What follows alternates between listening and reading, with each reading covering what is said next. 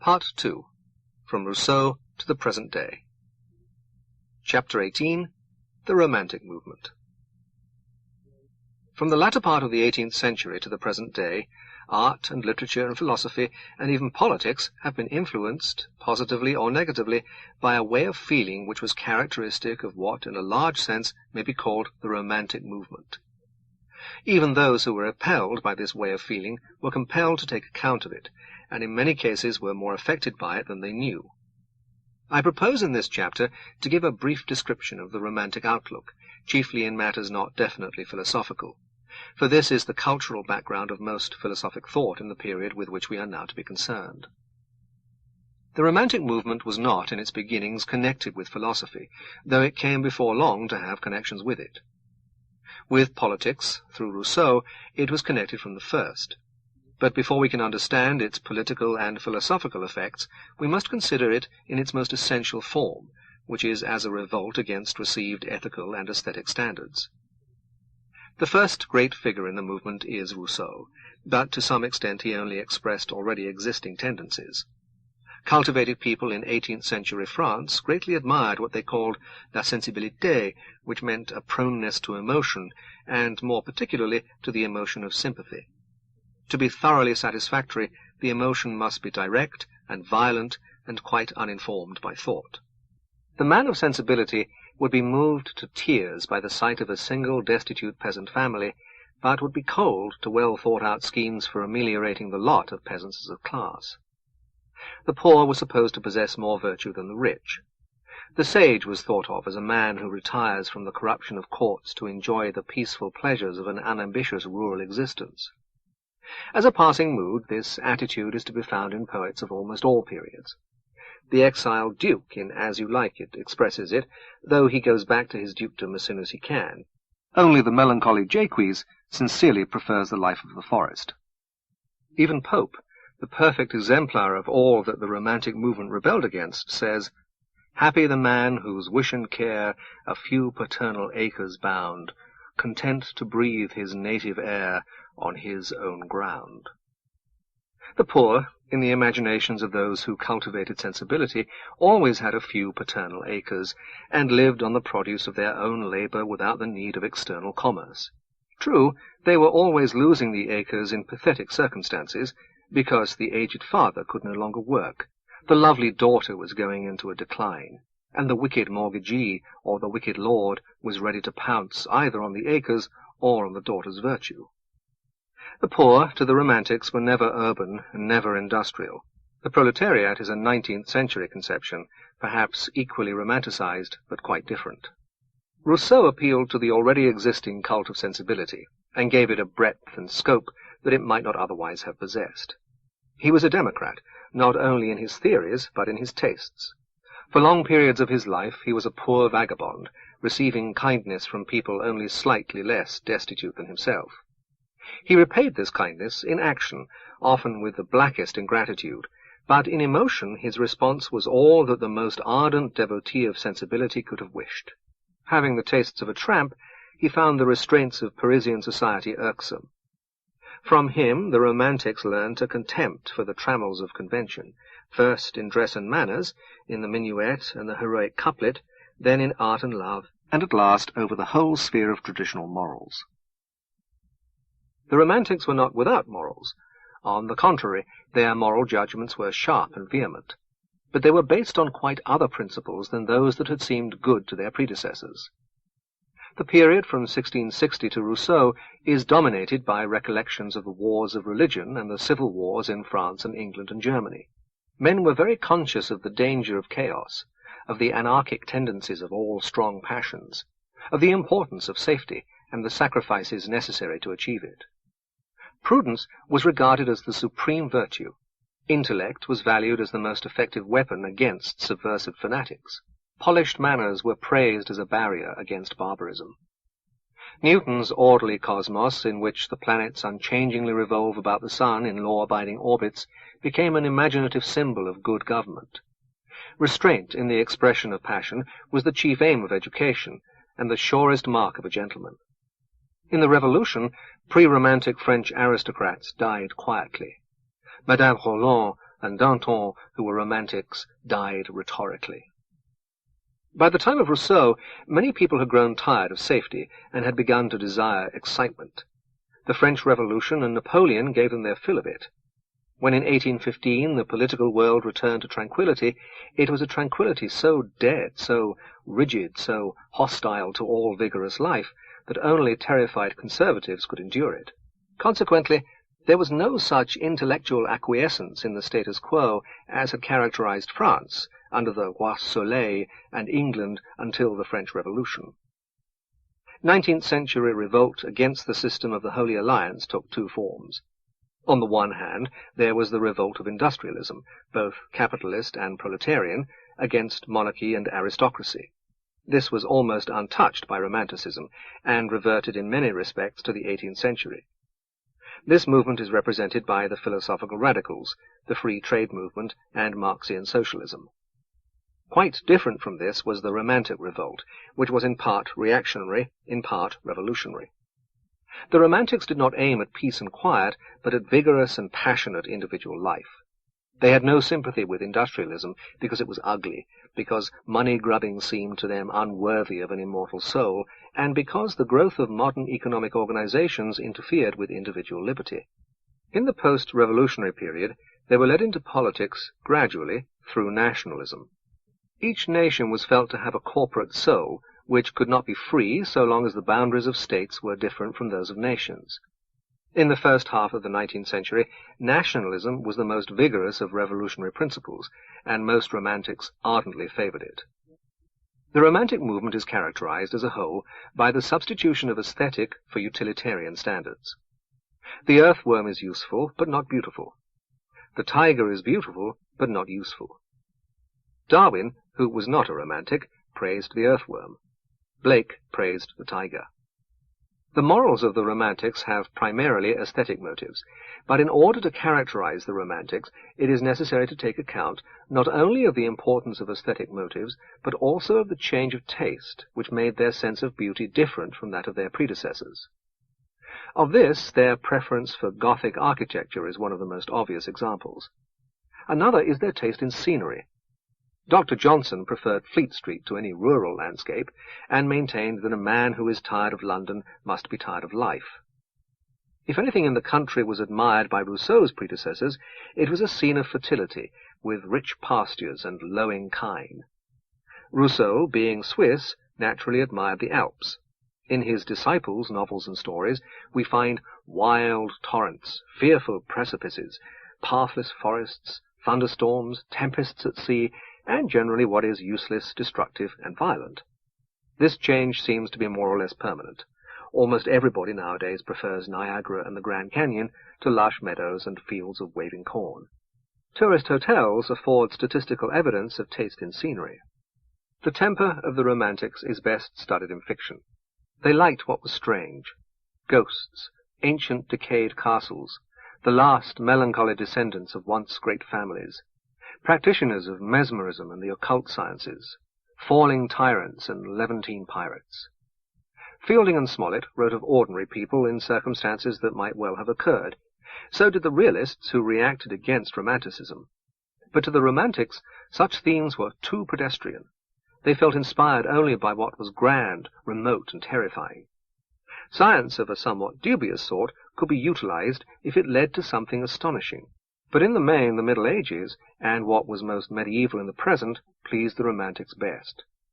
Very often they cut loose from actuality, either past or present, altogether. The Ancient Mariner is typical in this respect, and Coleridge's Kubla Khan is hardly the historical monarch of Marco Polo. The geography of the Romantics is interesting. From Xanadu to the lone Khorasmian shore, the places in which it is interested are remote, Asiatic, or ancient. The Romantic movement, in spite of owing its origin to Rousseau, was at first mainly German. The German Romantics were young in the last years of the 18th century, and it was while they were young that they gave expression to what was most characteristic in their outlook. Those who had not the good fortune to die young, in the end allowed their individuality to be obscured in the uniformity of the Catholic Church. A Romantic could become a Catholic if he had been born a Protestant, but could hardly be a Catholic otherwise, since it was necessary to combine Catholicism with revolt. The German Romantics influenced Coleridge and Shelley, and independently of German influence, the same outlook became common in England during the early years of the 19th century. In France, though in a weakened form, it flourished after the Restoration, down to Victor Hugo. In America, it is to be seen almost pure in Melville, Thoreau, and Brook Farm, and somewhat softened in Emerson and Hawthorne. Although Romantics tended towards Catholicism, there was something ineradicably Protestant in the individualism of their outlook, and their permanent successes in moulding customs, opinions, and institutions were almost wholly confined to Protestant countries. The beginnings of Romanticism in England can be seen in the writings of the satirists. In Sheridan's Rivals, 1775, the heroine is determined to marry some poor man for love, rather than a rich man to please her guardian and his parents. But the rich man whom they have selected wins her love by wooing her under an assumed name and pretending to be poor. Jane Austen makes fun of the Romantics in Northanger Abbey and Sense and Sensibility, 1797-8. Northanger Abbey has a heroine who is led astray by Mrs. Radcliffe's ultra-romantic Mysteries of Udolpho, which was published in 1794. The first good romantic work in England, apart from Blake, who was a solitary Swedenborgian and hardly part of any movement, was Coleridge's Ancient Mariner, published in 1799. In the following year, having unfortunately been supplied with funds by the Wedgwoods, he went to Göttingen and became engulfed in Kant, which did not improve his verse. After Coleridge, Wordsworth and Southey had become reactionaries. Hatred of the Revolution and Napoleon put a temporary break on English Romanticism. But it was soon revived by Byron, Shelley, and Keats, and in some degree dominated the whole Victorian epoch. Mary Shelley's Frankenstein, written under the inspiration of conversations with Byron in the romantic scenery of the Alps, contains what might almost be regarded as an allegorical prophetic history of the development of Romanticism. Frankenstein's monster is not, as he has become in proverbial parlance, a mere monster. He is at first a gentle being, longing for human affection, but he is driven to hatred and violence by the horror which his ugliness inspires in those whose love he attempts to gain. Unseen, he observes a virtuous family of poor cottagers, and surreptitiously assists their labours. At length he decides to make himself known to them. The more I saw of them, the greater became my desire to claim their protection and kindness. My heart yearned to be known and loved by these amiable creatures. To see their sweet looks directed towards me with affection was the uttermost limit of my ambition. I dared not think that they would turn from me with disdain and horror. But they did. So he first demanded of his creator the creation of a female like himself, and when that was refused, devoted himself to murdering, one by one, all whom Frankenstein loved. But even then, when all his murders are accomplished, and while he is gazing upon the dead body of Frankenstein, the monster's sentiments remain noble. That also is my victim. In his murder my crimes are consummated. The miserable genius of my being is wound to its close. Oh, Frankenstein, generous and self-devoted being, what does it avail that I now ask thee to pardon me? I, who irretrievably destroyed thee by destroying all that thou lovest. Alas, he is cold, he cannot answer me. When I run over the frightful catalogue of my sins, I cannot believe that I am the same creature whose thoughts were once filled with sublime and transcendent visions of the beauty and the majesty of goodness. But it is even so. The fallen angel becomes a malignant devil. Yet even that enemy of God and man had friends and associates in his desolation. I am alone.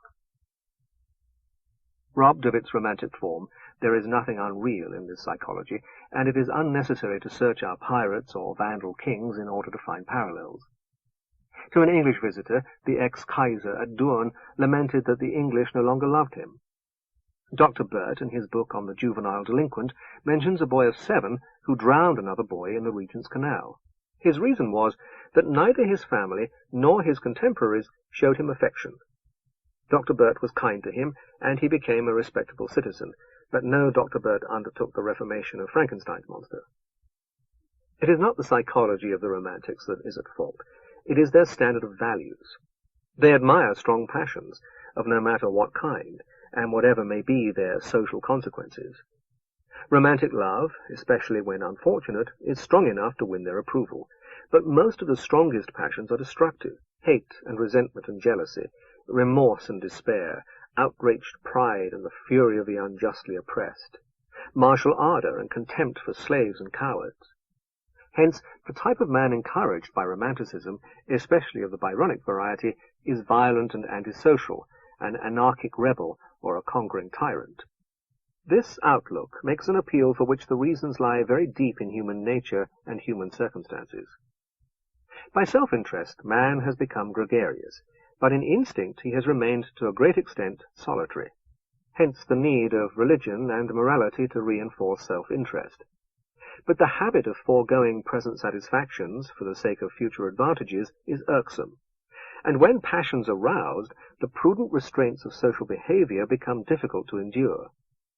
Those who at such times throw them off acquire a new energy and sense of power from the cessation of inner conflict, and though they may come to disaster in the end, enjoy meanwhile a sense of godlike exaltation, which, though known to the great mystics, can never be experienced by a merely pedestrian virtue.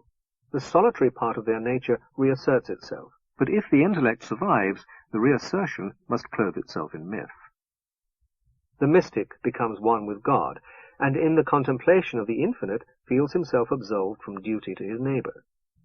The anarchic rebel does even better. He feels himself not one with God, but God. Truth and duty, which represent our subjection to matter and to our neighbors, exist no longer for the man who has become God. For others, truth is what he posits, duty what he commands. If we could all live solitary and without labor, we could all enjoy this ecstasy of independence. Since we cannot, its delights are only available to madmen and dictators. Revolt of solitary instincts against social bonds is the key to the philosophy, the politics, and the sentiments, not only of what is commonly called the Romantic movement, but of its progeny down to the present day. Philosophy, under the influence of German idealism, became solipsistic, and self-development was proclaimed as the fundamental principle of ethics. As regards sentiment, there has to be a distasteful compromise between the search for isolation and the necessities of passion and economics. D.H. Lawrence's story, The Man Who Loved Islands, has a hero who disdained such compromise to a gradually increasing extent, and at last died of hunger and cold, but in the enjoyment of complete isolation. But this degree of consistency has not been achieved by the writers who praise solitude. The comforts of civilized life are not obtainable by a hermit, and a man who wishes to write books or produce works of art must submit to the ministrations of others if he is to survive while he does his work. In order to continue to feel solitary, he must be able to prevent those who serve him from impinging upon his ego, which is best accomplished if they are slaves. Passionate love, however, is a more difficult matter. So long as passionate lovers are regarded as in revolt against social trammels, they are admired. But in real life, the love relation itself quickly becomes a social trammel, and the partner in love comes to be hated all the more vehemently if the love is strong enough to make the bond difficult to break. Hence, love comes to be conceived as a battle, in which each is attempting to destroy the other by breaking through the protecting walls of his or her ego. This point of view has become familiar through the writing of Strindberg, and still more of D.H. Lawrence. Not only passionate love, but every friendly relation to others is only possible, to this way of feeling, insofar as the others can be regarded as a projection of one's own self. This is feasible if the others are blood relations, and the more nearly they are related, the more easily it is possible. Hence an emphasis on race, leading, as in the case of the Ptolemies, to endogamy. How this affected Byron, we know. Wagner suggests a similar sentiment in the love of Siegmund and Sieglinde. Nietzsche, though not scandalously, preferred his sister to all other women. How strongly I feel, he writes to her, in all that you say and do, that we belong to the same stock. You understand more of me than others do, because we come of the same parentage. This fits in very well with my philosophy. The principle of nationality, of which Byron was a protagonist, is an extension of the same philosophy. A nation is assumed to be a race, descended from common ancestors, and sharing some kind of blood consciousness. Mazzini, who constantly found fault with the English for their failure to appreciate Byron, conceived nations as possessed of a mystical individuality, and attributed to them the kind of anarchic greatness that other romantics sought in heroic men. Liberty for nations came to be regarded not only by Mazzini, but by comparatively sober statesmen, as something absolute, which, in practice, made international cooperation impossible. Belief in blood and race is naturally associated with anti-Semitism. At the same time, the Romantic outlook, partly because it is aristocratic and partly because it prefers passion to calculation, has a vehement contempt for commerce and finance. It is thus led to proclaim an opposition to capitalism which is quite different from that of the socialist, who represents the interest of the proletariat, since it is an opposition based on dislike of economic preoccupations and strengthened by the suggestion that the capitalist world is governed by Jews. This point of view is expressed by Byron on the rare occasions when he condescends to notice anything so vulgar as economic power. Who hold the balance of the world? Who reign, are conquerors, whether royalist or liberal? Who rouse the shirtless patriots of Spain, that make old Europe's journals squeak and gibber all? Who keep the world, both old and new, in pain or pleasure? Who make politics run glibber all? The shade of Bonaparte's noble daring? Jew Rothschild and his fellow, Christian Baring. The verse is perhaps not very musical, but the sentiment is quite of our time, and has been re-echoed by all Byron's followers. The Romantic movement, in its essence, aimed at liberating human personality from the fetters of social convention and social morality. In part, these fetters were a mere useless hindrance to desirable forms of activity. For every ancient community has developed rules of behavior for which there is nothing to be said except that they are traditional. But egoistic passions, when once let loose, are not easily brought again into subjection to the needs of society. Christianity had succeeded to some extent in taming the ego, but economic, political, and intellectual causes stimulated revolt against the churches, and the Romantic movement brought the revolt into the sphere of morals. By encouraging a new lawless ego, it made social cooperation impossible, and left its disciples faced with the alternative of anarchy or despotism. Egoism at first made men expect from others a parental tenderness, but when they discovered with indignation that others had their own ego, the disappointed desire for tenderness turned to hatred and violence. Man is not a solitary animal, and so long as social life survives, self-realization cannot be the supreme principle of ethics.